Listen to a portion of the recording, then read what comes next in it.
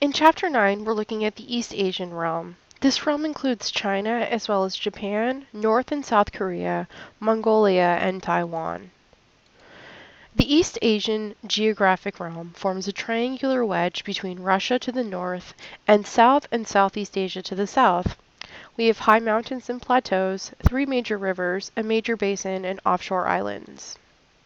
It's worth noting that while China dominates land-wise and more than 85% of the realm's population, we do have 5 other political entities, and we refer to political entities here rather than states because of the complexities involving Taiwan and North Korea.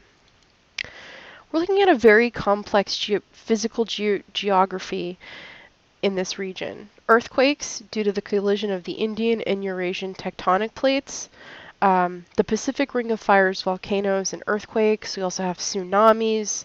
So a lot going on here.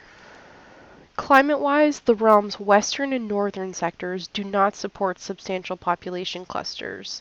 Most of East Asia's people are found in the easternmost third of the realm's territory, which is the most densely populated cluster on Earth. We can see this dense population in our map, which is figure 9A4. We have 4 great river systems, the Huanghe, the Yangtze, Xiangjiang, and the smaller Pearl and Liao rivers. Containing 1/4 of the world's population, there is a desperate need for natural resources in this realm, and China and Japan are the world's biggest customers when it comes to commodities. We have widespread coal reserves, but diminishing oil reserves in this realm.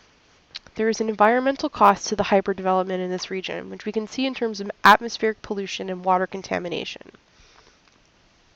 China is a historic culture hearth where state formation happened long before Greece and Rome even existed. Early states were ruled by dynasties, which is a succession of rulers who came from the same line of male descent ruled for centuries. We know about the Xia dynasty, which dated from 2200 BC to 1700 BC, but we are learning about the Yang Shao, who dated back from 6000 BC and others. Crops were domesticated in China 10,000 years ago. Although the most powerful dynasties established themselves on the North China Plain, their influence went far beyond that area to the Korean Peninsula and Japan. What is the cultural background of the people in this realm? We see a great deal of cultural diversity here due to expanding and contracting empires.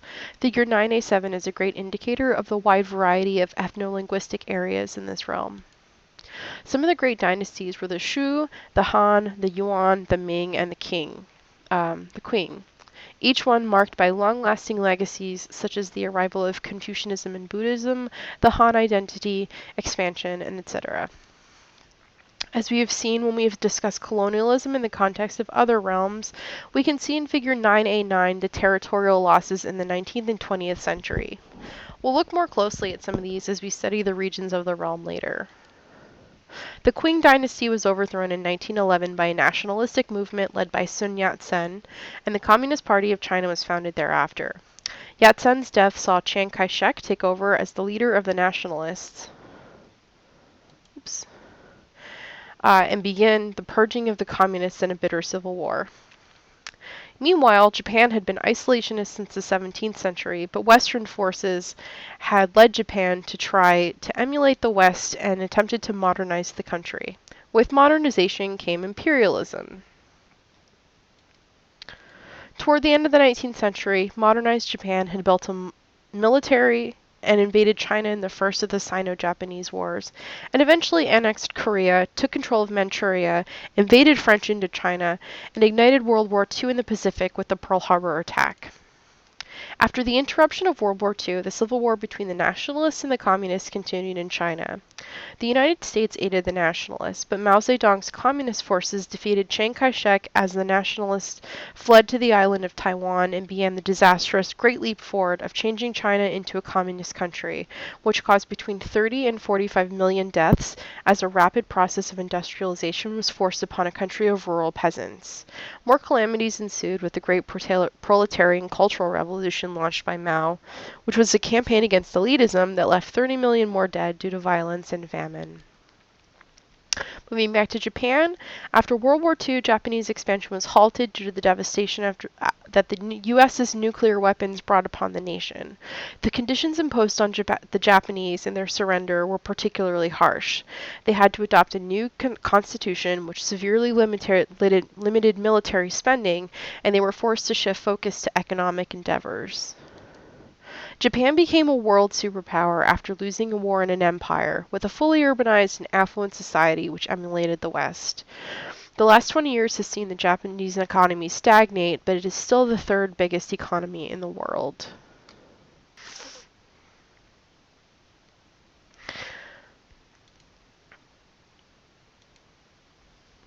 The four Asian tigers replicated Japan's economic miracle. Hong Kong, South Korea, Taiwan, and Singapore embarked on similar strategies in the 1960s and 70s that allowed for rapid industrialization, becoming trading nations oriented to rich Western markets, and they now have some of the world's largest ports.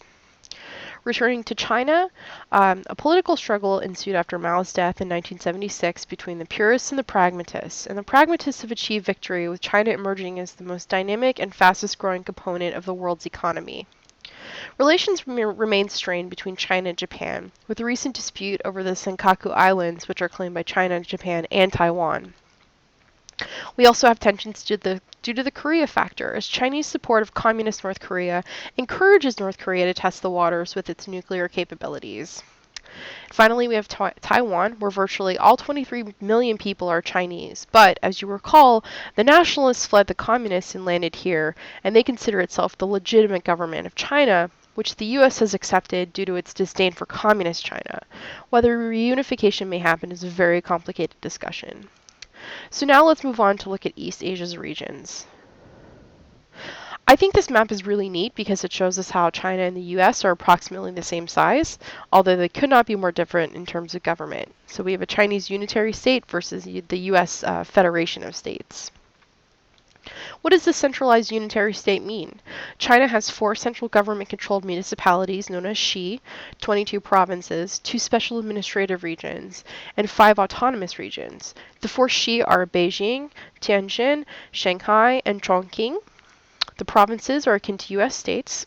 The British dependency of Hong Kong was taken over by China in 1997 and named an SAR. The 5 NARs were created in order to recognize the ethnic minorities living in these areas.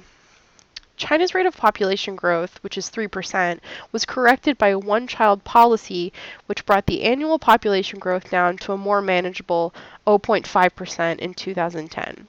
The one-child policy, however, has had some undesirable social effects, such as gender imbalance and the bachelor problem, which we saw earlier in India, since boys are seen as more valuable than girls, and an aging population where we go back to that idea of population burden.